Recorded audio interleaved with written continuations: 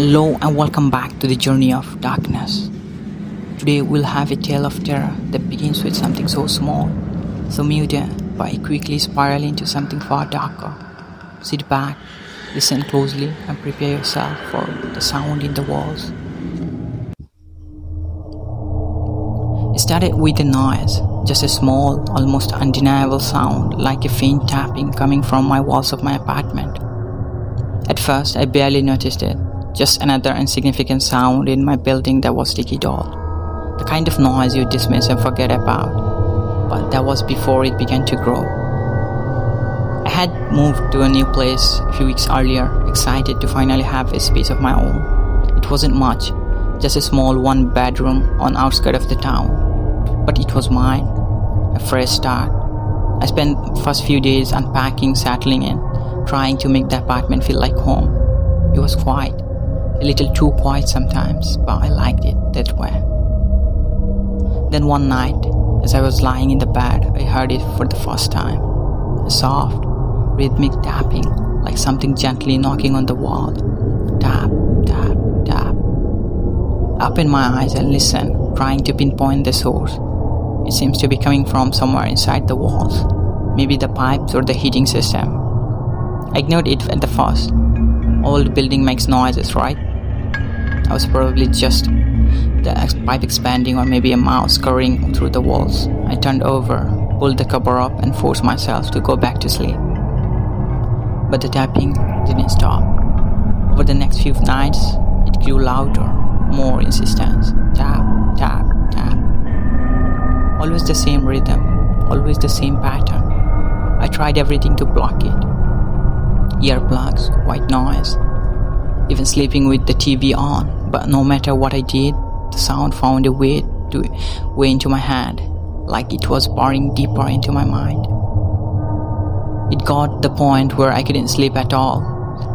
I'd lie awake for hours, staring at the ceiling, waiting for the tapping in to start. And it always did. Tap, tap, tap. As if it was taunting me, daring me to find its source. One night, I couldn't take it anymore. I got out of bed, grabbed a flashlight, and started searching for the apartment, determined to find out what was making the damn noise. I checked my walls, the vents, even the crawl space, but found nothing. No pipes, no loose bolts, no sign of rodents. The wall was solid, undisturbed. But the tapping continued. I started to think I was losing my mind, that maybe the stress of move and isolation were getting into me. But then something changed. The tapping grew louder, more frantic, and I realized it wasn't just a sound anymore. It was a message. Tap, tap, tap. It was like someone or something was trying to communicate with me. I tried to decipher the pattern, make sense of it. Maybe it was a Morse code or something kind of signal. I spent hours researching, trying to match the tapping to anything that made sense, but I came up empty. The more I listened, the more desperate I became. I was obsessed with it, unable to find anything else. And then one night, the tapping stopped. The silence was defilling. I should have been relieved, but instead I felt deep, groaning, unease. Something was wrong. I could feel it in the pit of my stomach. I lay there in the dark, waiting, listening, and then I heard it. A whisper, faint, almost undeniable. But it was there, a voice coming from inside the wall. I froze, my heart pounding in my chest. The whisper was low, almost a murmur. It was clear that enough I could make the word, "Help me," I said. "Please help me." My blood ran cold.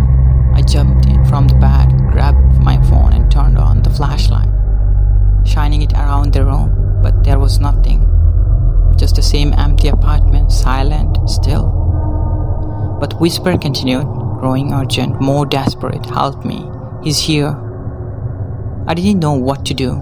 I wanted to run, to get out of the apartment and never look back, but sometime held me there.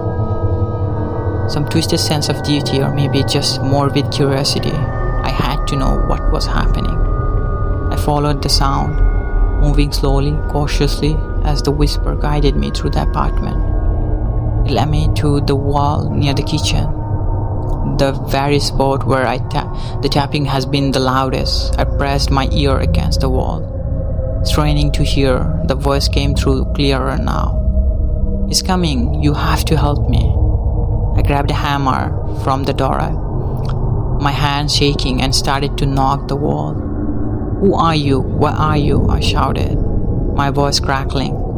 "What's happening?" There was a long pause, then the whisper returned, softer now, almost sigh. "He's inside." The words sent a chill down my spine. I couldn't breathe, couldn't move. And then, as I stood there frozen, I heard it, a slow, deliberate creaking sound, like a door opening somewhere, deep within the wall, and then footstep. Heavy, deliberate footstep, moving closer, echoing through the walls. My heart pounded into chest, and I backed away, the hammer clutched in my hand. Footsteps grew louder, more distinct, until they were right behind me. I turned around, but there was no one there, just the empty room, the walls closing in around me. And then, the tapping started again, louder this time, more aggressive. Tap, tap, tap. But now it was coming from all around me, from every wall, every corner of the apartment. It was like the whole building was alive, breathing, pulsing with the sound. I dropped the hammer and ran. I didn't stop until I was outside, gasping for breath. The cold night air hitting me like a slap in my face. I never went back to the apartment. I couldn't. I left everything behind, my furniture, my clothes, everything. I didn't care. I just wanted to get as far as from the place. But even now, miles away in a new city, in a new apartment, I can't escape. Sometime late in the night, I hear it, the same rhythmic tapping coming from the walls. Tap, tap, tap. And I know that whatever I go, wherever I go, it will always find me, because something can't be left behind. Thanks for joining me for tonight's story. Remember, things we ignore, the sound we dismiss, might not be as harmless as we seem. If you enjoyed this tale, be sure to subscribe, because sometimes the scariest things are the ones just outside your field of vision, waiting to be heard. Until next time, stay safe and sleep tight.